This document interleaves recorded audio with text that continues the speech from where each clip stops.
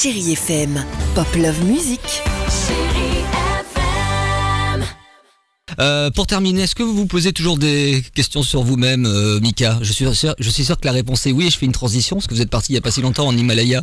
Ouais, Donc, exactement.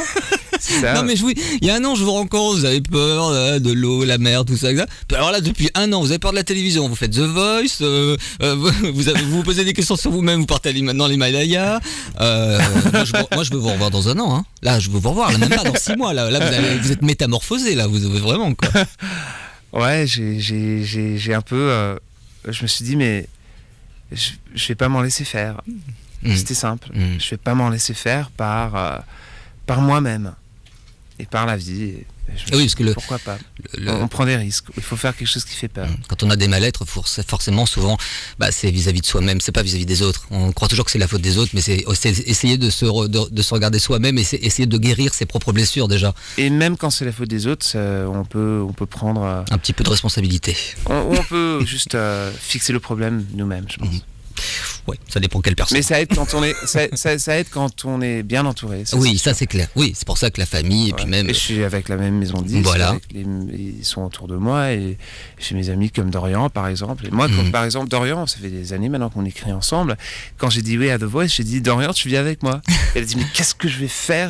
Je fais pas de la télé. Je dis mais je m'en fiche, moi non plus. Allez, c'est pour ça que tu viens avec moi. Il m'a aidé à choisir les chansons.